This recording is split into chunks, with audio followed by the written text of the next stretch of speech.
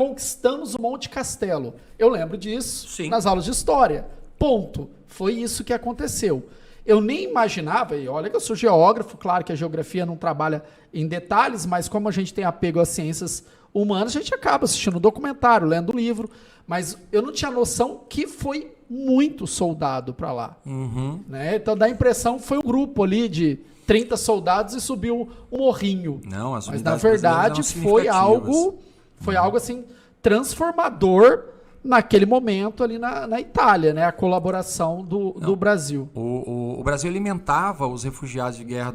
Tem um episódio triste, tá? Assim, o Brasil era muito bom, só que os aliados não davam muita moral pra gente, tá? Os norte-americanos e ingleses. Quando cai a linha gótica, que começa tipo tiro, porrada e bomba, pena que voa, cada um por si, os fascistas, mano, mas deserta em massa, foge. Os nazistas, desesperado, tem uma ordem geral do comando nazista para desocupar a Itália. Eles saem todos, menos uma unidade. Uma unidade, uma unidade de infantaria, 148, se não me engano, unidade de infantaria bélica alemã, não recebe o recado. Eles não sabiam que era para sair. E eles ficaram para trás.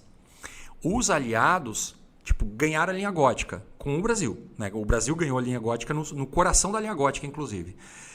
Vamos para cima dos caras, vamos pegar, é agora, tira porrada e bomba. Os alemães estão fugindo, vamos. Os ingleses norte-americanos viram para os brasileiros e falam, não, vocês ficam, a gente vai. E aí deixa o Brasil. Aí o exército brasileiro tinha um limite, ele não podia passar eu não lembro qual que é o rio, mas tinha um rio cruzando a planície do Pó, ele não pode cruzar o rio, ele tem que ficar ao sul do rio, o exército brasileiro inteirinho. O Brasil fica cabreiro, tá? O Dutra fica pistola, tem discussão do Dutra com o Clark lá, que era o comandante das unidades italianas e norte-americanas, os caras brigam. Mas beleza, estamos em guerra, estamos parceiros, vamos respeitar a hierarquia. Vocês vão, então a gente fica para trás.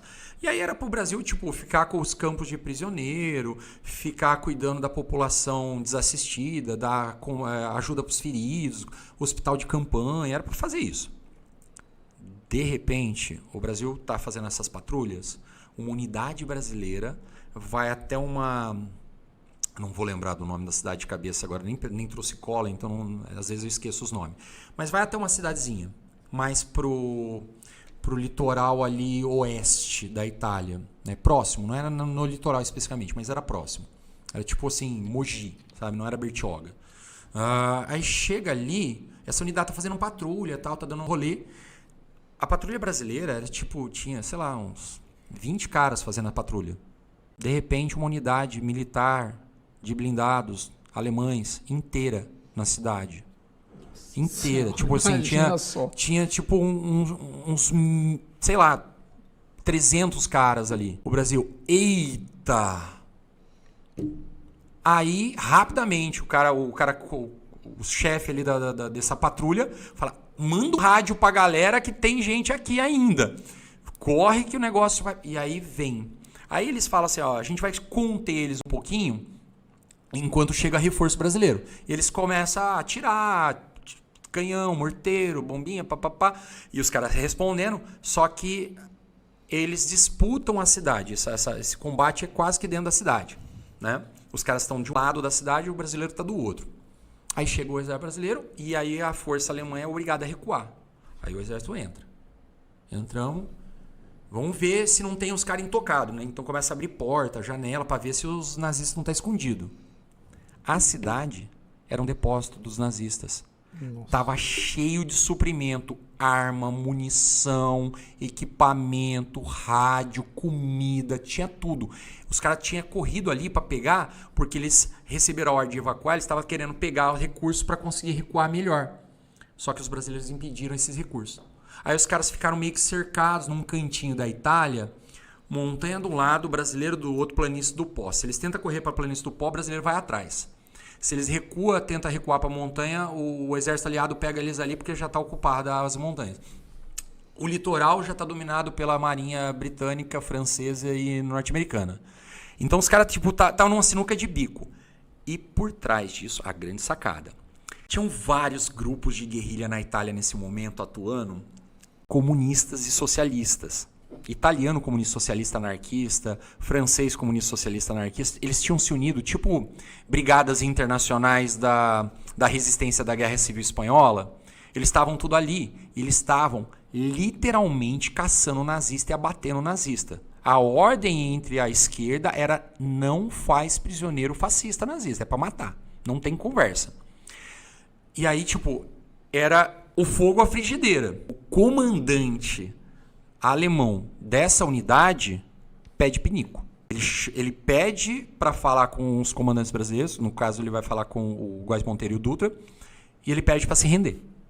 O exército brasileiro é o único exército de toda a Segunda Guerra Mundial que rendeu toda uma infantaria blindada alemã inteirinha. Prendeu mais de 20 mil homens de uma vez só. Era tipo o dobro do que a gente tinha de homens. Era muita gente. A gente teve que fazer fila para os caras se identificar e estacionar os caras.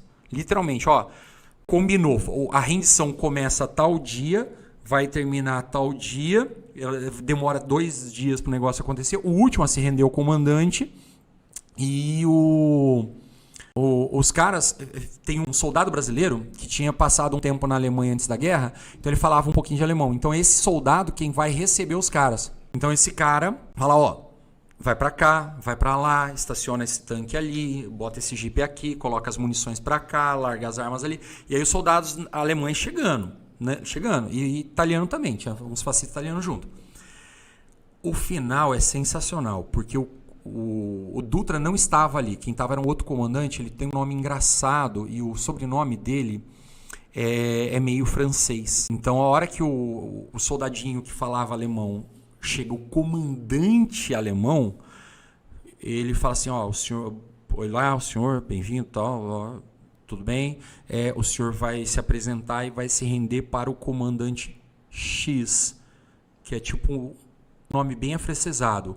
Ele arregala os olhos e fica, não, o combinado não era esse, vocês não vão me entregar para os franceses, não, por favor, não sei o quê. Até explicar que o cara era brasileiro, que não era francês e o sobrenome era só uma questão de imigrante e tudo mais, ixi, dá um problema danado, né?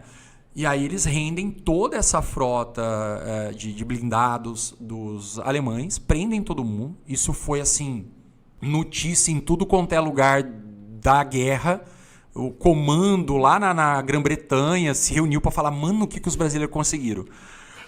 E pegamos gente graúda, tá? Tinha pelo menos 5 oficiais com a cruz de ferro entre os nazistas. Tipo, era cara de alto escalão, não era Zé Ruela, não era soldadinho mequetrefe, não. Era comandante dali, major pra frente. Eram uns caras nervosos. E o Brasil rendeu todo mundo, prendeu todo mundo, escoltou todo mundo, botou todo mundo dentro de um cercado de concentração. O brasileiro não fazia campo de concentração. O brasileiro literalmente se fincava estaca, passava arame farpado e largava os caras ali. Se vira. Botava barraquinha pros caras e eles que toquem terror. Nada de construir prisão pros caras, não. Não, se vira. Na hora que o negócio já tava mais amornado, ainda jogamos bola com os caras. Olha isso, gente.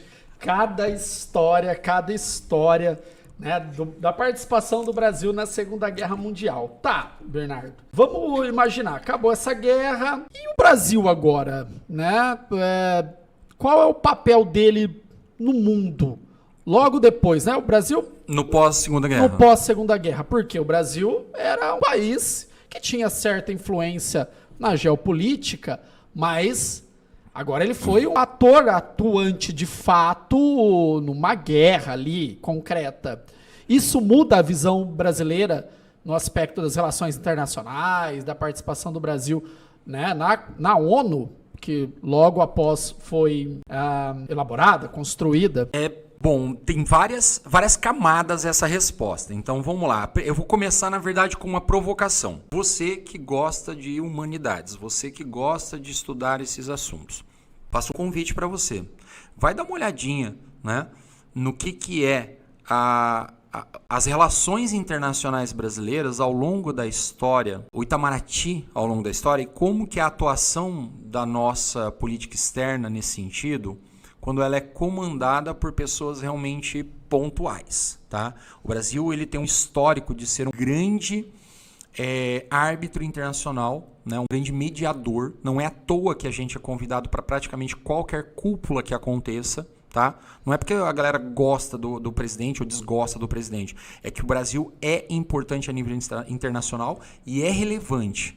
O Brasil já era um país de despontar na América do Sul. E tinha uma posição estratégica, Atlântico Sul, 7 mil de praia, 7 mil quilômetros de praia, de litoral. Todas aquelas importâncias estratégicas ainda existem.